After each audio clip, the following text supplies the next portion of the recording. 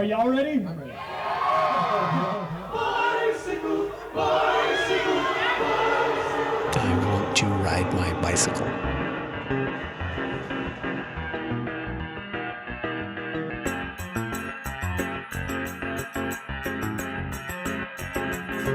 My friend. I told him I wanted to find open space.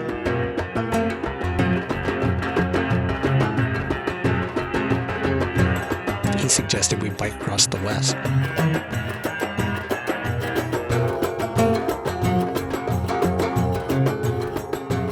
So, with my sister, we did. Getting out of Texas was this good delineation of, oh, we made it, things are gonna start changing. In my mind now, when I think back to being in Texas, I just get really uncomfortable. But it took me that whole time to kind of get in the rhythm of this, and even just for it to make sense that every morning we wake up, pack up a tent, and get on our bikes for the next 8 hours and that kind of thing. But every single day since then, it just keeps getting better and better. And I knew it was gonna be beautiful, but I didn't know it was gonna be uninterrupted. It's just perfect.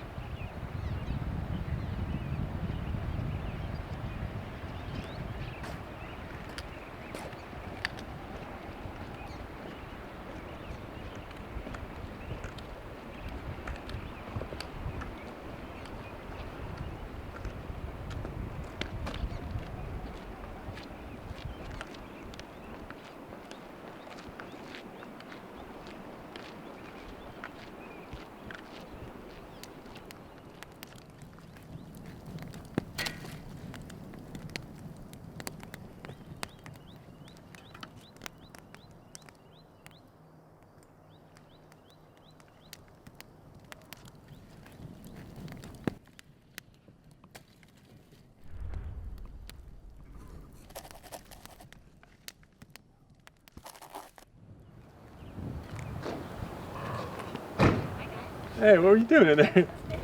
What? Is that you, dude? Is that you, man?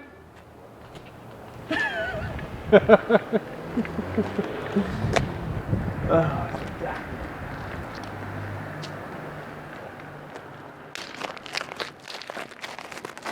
Huh?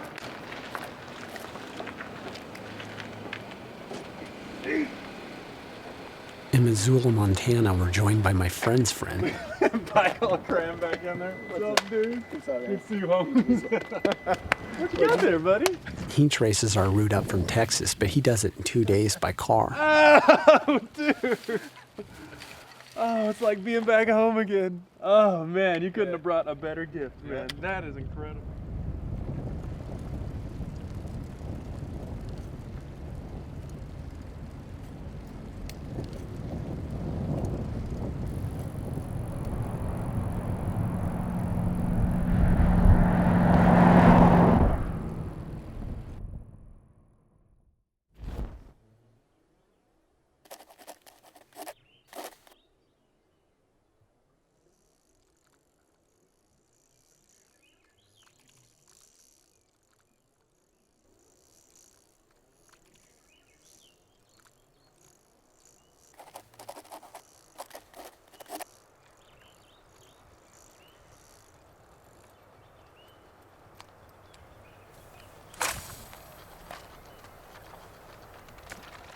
Never mindful of our budget, the boys invest in a rod and reel in hopes of curtailing our disproportionate food expenditure.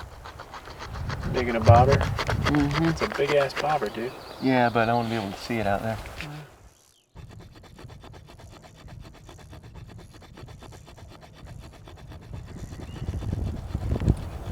Dude. Fishing here, man.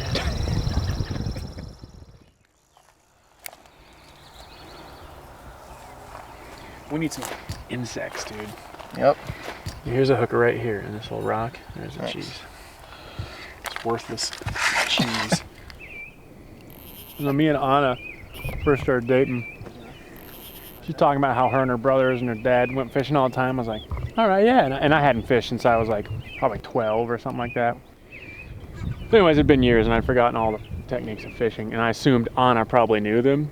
And so we went out to this lake and she had said she had all the gear. I was like, cool. So we went out there with fishing poles and like stopped by like a bait shop and got worms and stuff. Anyways, we just like lost worm after worm and hook after hook. So both of us just like cast. And we'd reel back in and there'd be nothing on the hook. Like little fish would eat, like a little perch would eat the worms off our hook without touching the hook. Or it would just sink to the bottom and get stuck on a rock. And we just sat there all day, just like hoping like one or the other one knew what they were doing, but neither one of us did. Couple of bulls from Texas. Trying something stupid.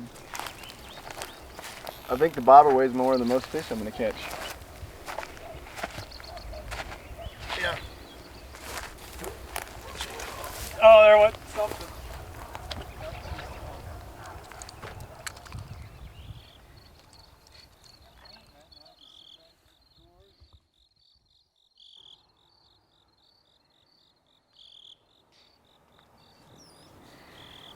So we need like insects riding on the end of that right now. Yeah.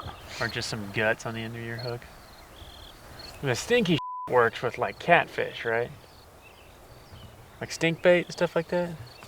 Oh, I've never fished for catfish. I don't like catfish.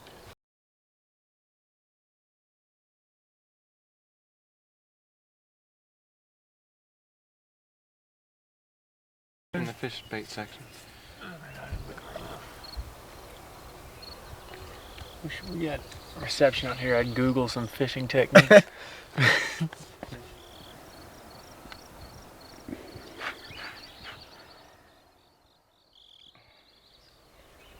What the bull trout like? Aren't those one we're not supposed to catch? The bulls? Yeah. Those are just the ones we can't eat. We can throw the bulls back. Throw them back. Yeah.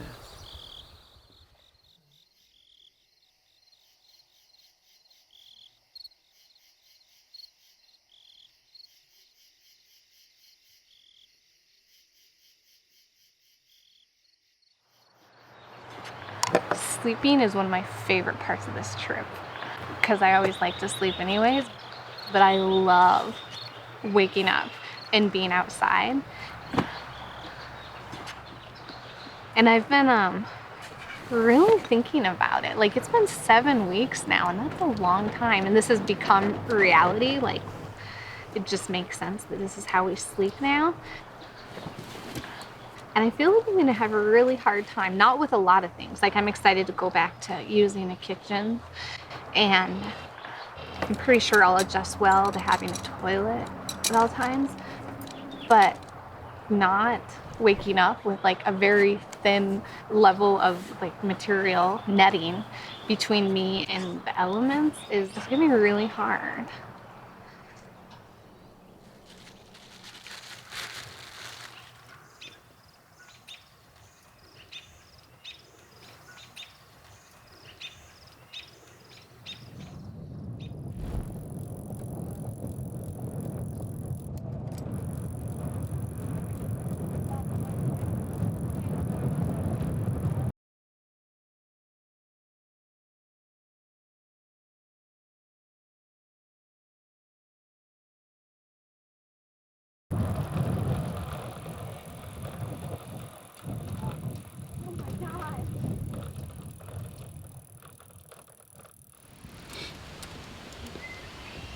Man. Pretty intense.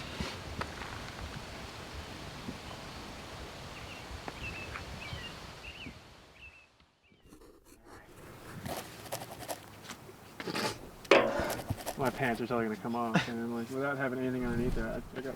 So you go a little bit that way. I'm gonna go that way. Yeah. As spring closes down, the warmer air unlocks the great reservoirs of water suspended for months as mountain snowpack. Ready? I need to warm up my arms, dude. It'll freeze on me. I haven't even touched this water yet. I don't know what it is. All at once, the rivers are flowing at double and then triple their normal rates. That means it's perfect, right? Yeah. They push out of their banks everywhere around us. Oh! Whoa! That's by far the coldest.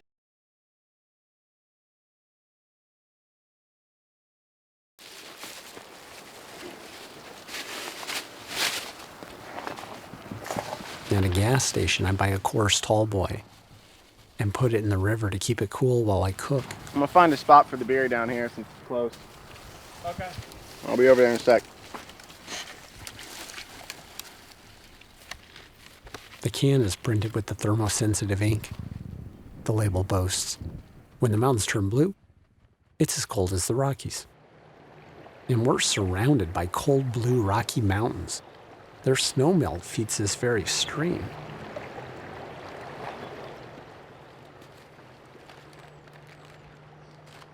But when my dinner's ready and I pull the can from the stream, the mountains are still the dull color of naked aluminum. That night I have a dream of a Rocky Mountain stream as cold as the cooler at the Diamond Shamrock.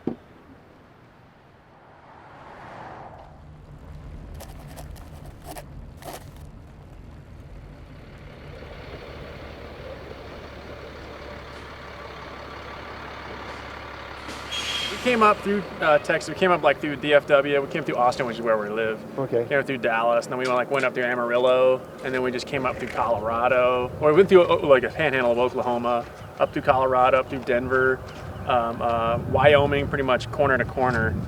Went through Montana. We did Tetons and Yellowstone, and now we're just working our way west and keep going up.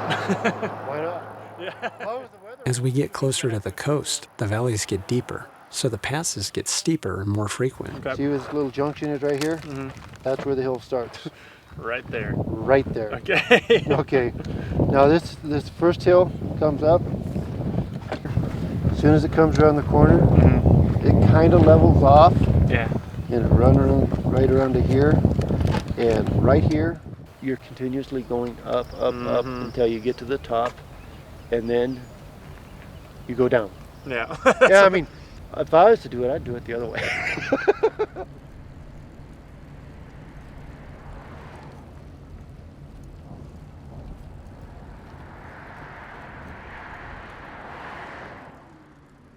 I had a little collision with the guardrail. Oh, did you? Put a hole in my bag. I didn't get off my bike like until. C.S. Lewis once said that the truest and most horrible claim for modern transport is that it annihilates space. It lowers the value of distance, so that a modern boy travels 100 miles with less of a sense of liberation and pilgrimage and adventure than his grandfather got from traveling 10. But yeah, that was an awesome climb. Look at this thing, man. Look how long it's at.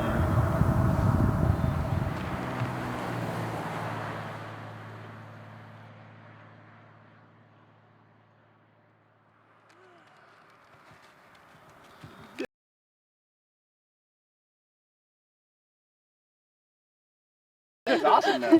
It was so beautiful. Yeah. Did you see Gary going down with his dog? That guy, the old guy with the trailer? Yeah, there was a dog in that thing. Yeah. That guy was pretty cool. No, he was really encouraging. He just goes, "You're so close." Okay.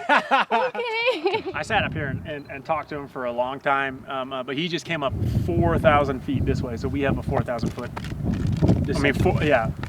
4,000 foot descent coming our way, which is really nice. I don't think you got what it takes, man.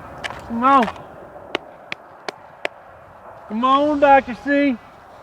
Give it to me. Dude. Oh! Woo, that was close to my balls, dude. He's been wanting to throw a wad of something at us this whole trip. Dude.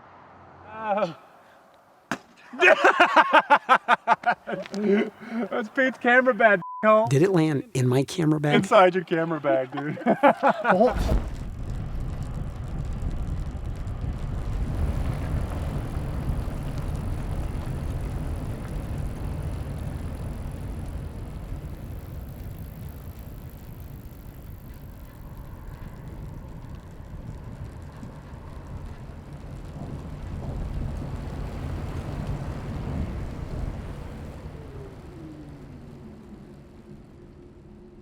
So, do we want to keep an eye out for that camping spot? And we're looking to camp anywhere now. I mean, I kind of like the idea of camping in the Cascades for a Me night. too. Oh, wait. What about down? In the North Cascades, we camp in an old-growth forest. There's a clearing kind of down here. Old growth is said to be the natural equilibrium of a forest before man alters it.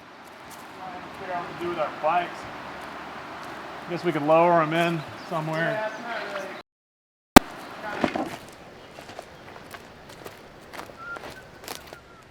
My friend says it looks like the Ewok planet Endor. My sister says it reminds her of Tolkien's Lothlorien. They're all fantasies. It's gonna be like a cockpit. I'm just gonna sink into this stuff. That's his fantasy. My fantasy is to find a square of earth where no foot has ever trod. And then I put my foot on it. But it won't be here. We're not the only ones that have been down here. That's awesome. But bottles are no wonder considering the dire warnings we hear about the crystal clear mountain streams. We're told under no circumstances are we to drink from them. So we force filter our water through granulated carbon to catch nasty protozoa like hookworms and giardia. And we use chemical attractants for deadly bacteria like E. coli. On the Ewok planet, there's never any mention of waterborne pathogens. To my knowledge, there's no mention anywhere in Tolkien of the runs.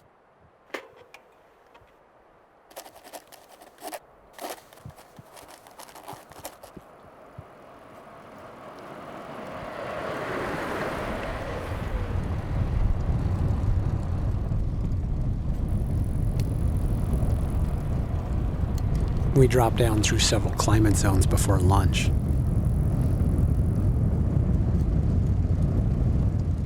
And like the ice-cold, crystal-clear mountain streams, we follow the line of least resistance, downhill towards the sea. Car back.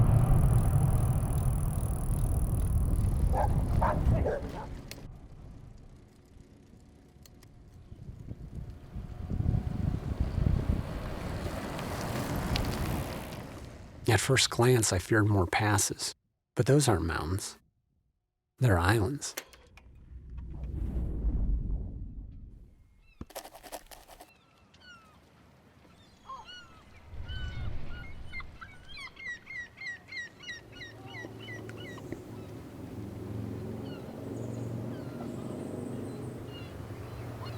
That's just unbelievable.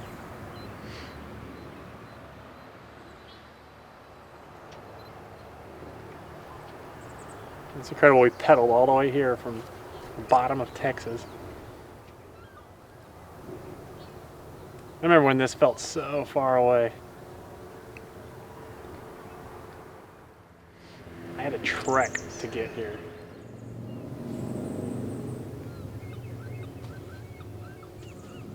Like, I actually feel like I deserve to be looking at this right now.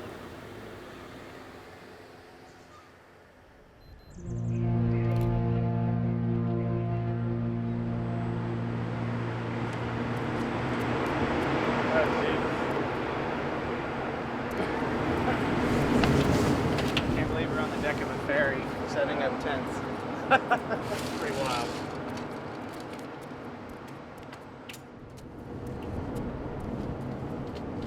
There's no roads in or out of southern Alaska, not even to the capital. So we booked passage on a ferry to where the road starts again.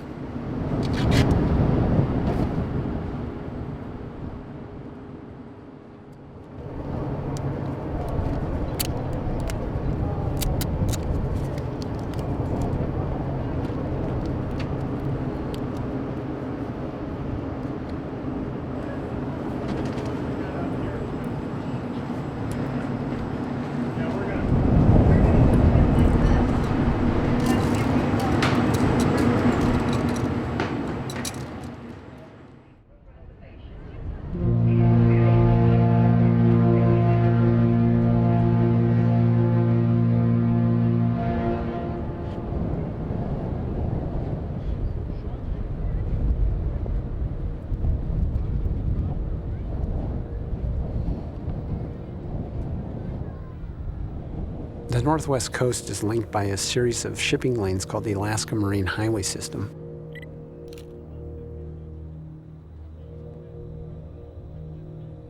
Over the next 5 days, we snake up through the Straits of British Columbia and the Alaska Panhandle. I watch 1,000 miles of unbroken forest pass.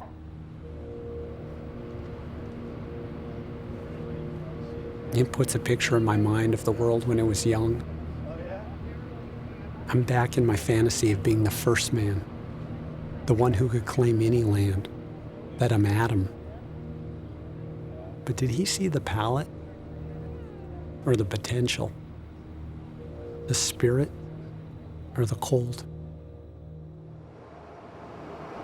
Also, you know what's funny? Like the speed we've been traveling, I notice when I get to things like this, I'm more relaxed. I don't feel like I gotta like take it all in, you know, like you always, when I take trips, I always feel like I don't have enough time, you know. Every time I've ever taken a trip in a car, I don't have enough time to really experience all of it, you know, like I just see so much stuff going past me and I don't get to experience it all, you know, because I'm just getting a piece of it, I'm getting a section of it, you know, but we're getting so much of it that like, you know, you can just kind of allow yourself just to be in it, you know, and not have to try and feel in a panic to get my money's worth or you know, or to because I don't know, I guess like time is different. It feels different now, you know.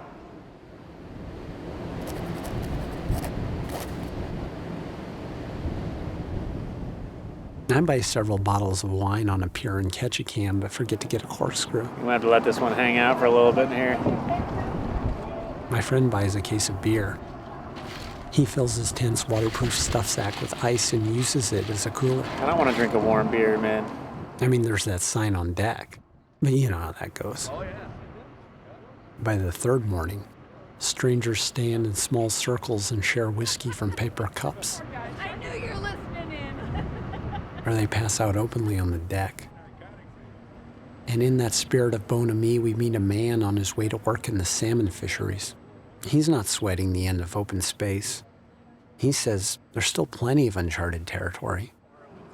I read these stories from these, like the Tibetan, the monks in Tibet, and they say that in Tibet, underneath these temples, that there's these just intricate, like, built pathways that go like 100 or 200 miles down, and then there's this pit of darkness, and that's where they get the leap of faith from. It's like you go into that, and basically, you know what I'm saying, you think that you're gonna just smash, but because of how gravity is, you won't. You jump into this pit and you're falling and falling, and then all of a sudden it's like you're not falling so fast, and then Okay. you're not really falling, and then So,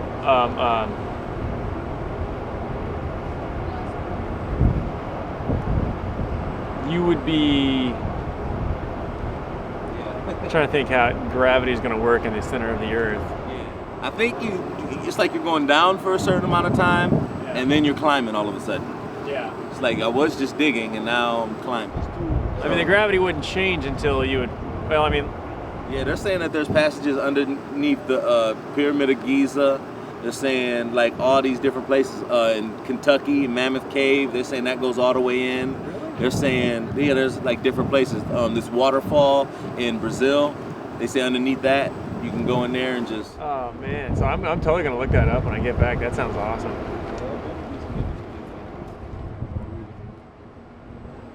You said they found femur bones this long from a man.